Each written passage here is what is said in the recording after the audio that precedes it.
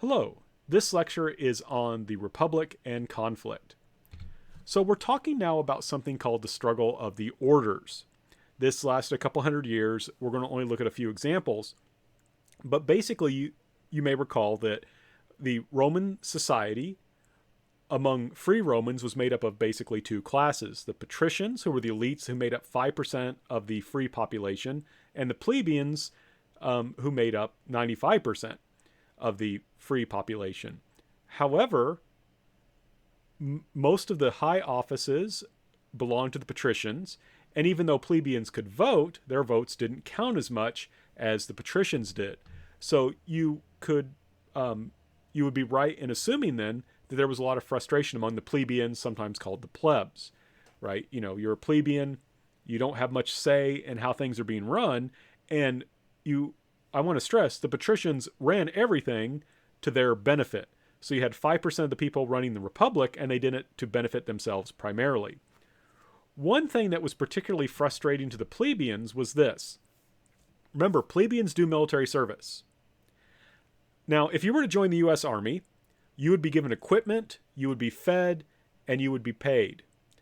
But among the plebeians and the patricians, for that matter, you weren't given equipment. You were expected to supply your equipment. And you usually weren't paid. Maybe you were fed, but you weren't paid. And like I said, you had to supply your equipment. Now, here's the thing. If you go out on military service for which you're not paid, you're not farming. You're not working in your workshop. You're not making anything. You're not making money. So what happened is, during times of war, which were frequent, it was very easy for plebeians who were doing their military service to fall into debt. Right? So if you're a plebeian, it's kind of frustrating because, you know, you're out serving your country, and not only are you facing the danger of, you know, being wounded or being killed in battle, you're going into debt. You're having to borrow money to keep your farm going, to keep your workshop going, just to feed your family. Now, what the problem also is that you know, when you go into debt, who do you borrow money from? Probably patricians. So you're borrowing the money from the patricians, and anytime you borrow money from someone, they have kind of power over you. And if you can't pay them back, the patrician could legally, like, kidnap you and hold you in their house without even feeding you until someone paid back your debt. So this is a very serious situation. The people fighting to keep the republic alive are suffering to do their duty. Right? Not only do they have to face combat, they're facing real economic problems. And the patricians are benefiting by loaning out money and, of course, getting lots of interest on the money they loan out. So this does not seem fair.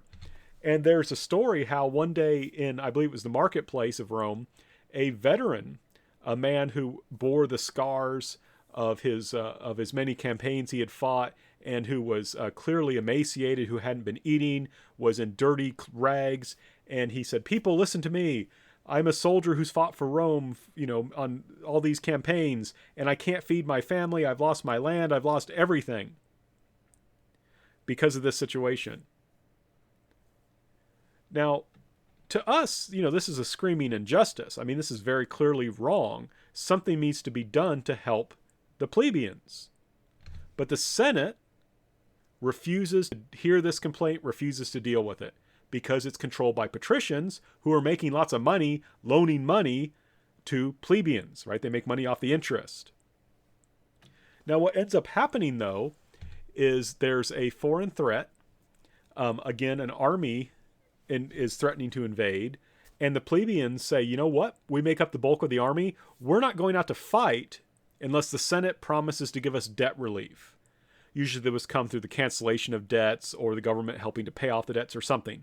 But the key thing is Rome is under foreign threat, and the plebeians say, we're not going out to fight until you do something about the debt, because it's not fair to us. And the Senate says, okay, yeah, we'll do something. We'll work out the details when you get back. The plebeians say, very good, we'll go out and fight. Plebeians go out, help defeat the enemy, come back. The Senate refuses to do anything. Says, oh yeah, we're not going to deal with that. Sorry about your luck. This happens multiple times. And finally, in 494 BC, we have what's called the Secession of the Plebs, where basically the plebeians say, you know what? There's an enemy coming. There was indeed an enemy invading Rome. The plebeians said, see y'all, we're leaving. And the plebeians marched out of the city to a nearby mountain. And they said, we're not coming back until our issues are dealt with. Now, this is a really big deal. Because remember, 95% of the people are plebeians.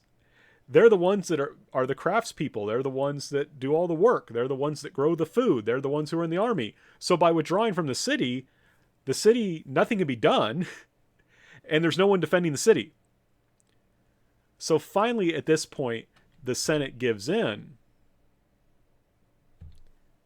And what happens is the plebeians are going to give the right to have their own assembly. So they can actually get together and have an assembly. And that assembly is allowed to elect what are called plebeian tribunes, or tribunes of the plebs. Now you may say, okay, that's nice. They get something that I don't know what it is. Well, what is it?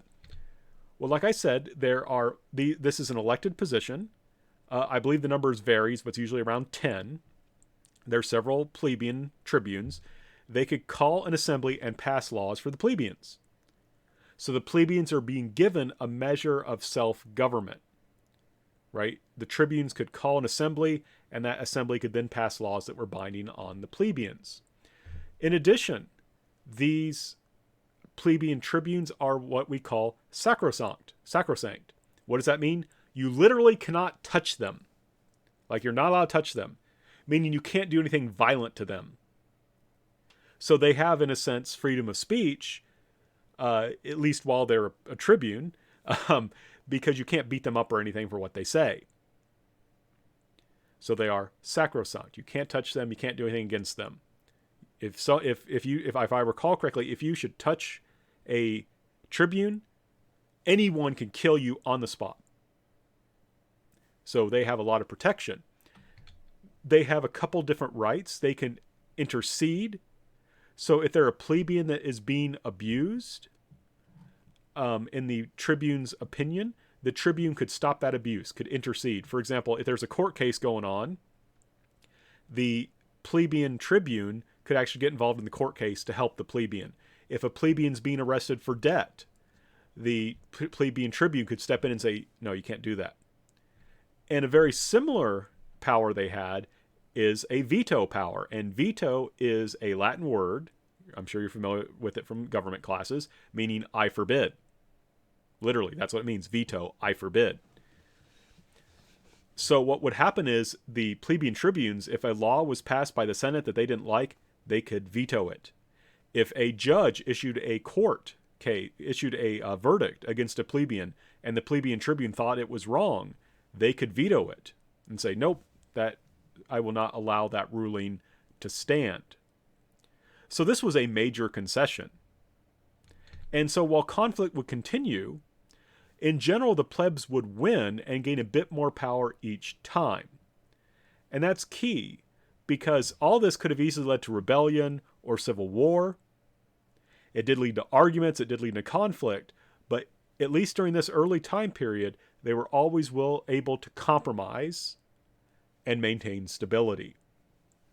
Now, there's one more example I need to give you, and that's something that happened about 30 years later, and that's the writing down of the law of the 12 tables. So, Roman law was basically oral custom, and the patricians were the ones that had the right to keep and interpret the law. So naturally, they would interpret it according to their own interests. So I want to stress, law was not written down. It was an oral tradition, and the patricians, being the elite class, were the ones that kept that tradition, and they got to interpret the law. And like I said, naturally, they would interpret it according to their own interests. If that's kind of difficult to understand, let me give you an analogy.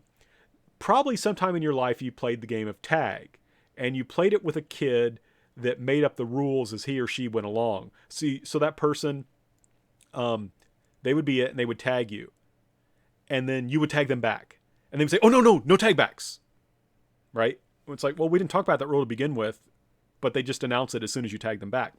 So then later on, You tag someone else, then they tag someone else, then you get tagged again, and you go to tag that person again, and then they just touch a tree and they're like, I'm on base. It's like, there's no bases. We didn't say anything about bases. That person, and I'm sure there's always at least one of those kids, it seems like, that person was just making up the rules as they went along. That's what the patricians were doing. They would say, oh yeah, there was this law that, we hadn't talked about before, but now I remember it, and that law lets me do exactly what I want to do. Sorry, plebeian, I'm a patrician. I get to do what I want. So as you can guess, plebeians were unhappy with this, so they seceded again. And finally, after a lot of argument and conflict, it was agreed to codify the laws, to actually write them down and to make them public knowledge. So the laws are written down like this on these 12 large bronze tablets, and they were put up around Rome so that either you could read them, or if you couldn't read, you could get someone to read them to you, and then everyone could know the law.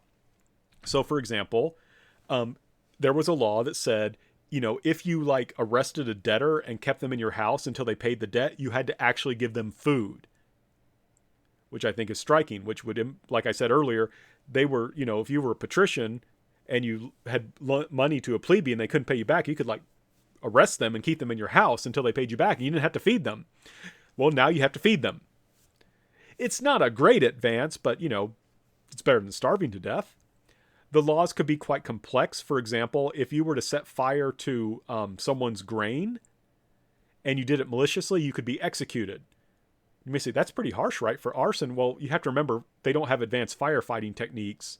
It's really, if a fire starts, it's hard to put it out. So if you purposely set fire, you could be executed. However, if it was an accident, you were just liable to pay for the damage that was done. If you couldn't pay, then you were given a punishment lighter than being killed. If you were a false witness at a court case, there was a certain rock above a cliff, and if you gave false witness, if you lied about someone in a court case, they would take you up to the rock and throw you off the cliff. So you do a Wile E. Coyote, but you wouldn't be getting back up again. And one thing I think is particularly striking is they also added a law they had a rule that whatever the people had last ordained should be held as binding by law. You may say, well, what's that about? Well, that's saying that if two laws contradict, we follow the newest law. So this is pretty sophisticated, and like I said, this is a victory for the plebeians because now the law has to be public. And so the patricians can't just make it up as they go along. But also what's very important for us to understand is the elites, they didn't like it, but they did eventually allow change. There was not a civil war in this time period. There wasn't a rebellion. Romans were generally not killing each other in the streets over these issues. They could get heated. They could argue. They engaged in civil disobedience by, leaving the city.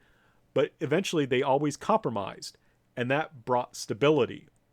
Why is stability important? Because then you can go out and conquer. You can safely take the army out of Rome if it doesn't need to suppress a rebellion in Rome, and if you know it's going to be loyal once it leaves. Through compromise, they were able to keep the Senate and people of Rome on the same team, allowing them to work together to go out and conquer. So they're going to expand. And one thing I want to stress, and this is what makes them different from, say, Sparta, was they were willing to expand and to integrate the people that they conquered. They didn't just simply enslave everyone. They would often give the people they conquered citizenship. And while it's again complex, the elections were set up so that those citizens, their votes wouldn't count as much, but they still had the rights of citizenship and their votes still counted some. So they have the makings of building a great empire. They have conflict, but they have a way of resolving conflict to maintain stability, giving them their armies the freedom to march out of Rome and go out and conquer. And what they do conquer, they're able to integrate through citizenship into their growing empire. Now, I want to stress, remember, we use empire in two ways in this class. Empire can mean a system of government with an emperor, or it can mean a government that controls lots of different kinds of people. The Roman Republic will be a republic, but a republic that becomes an empire in terms of controlling lots of different groups of people. So the republic will become an empire. it will become capable of controlling lots of different types of people. We'll talk about that later.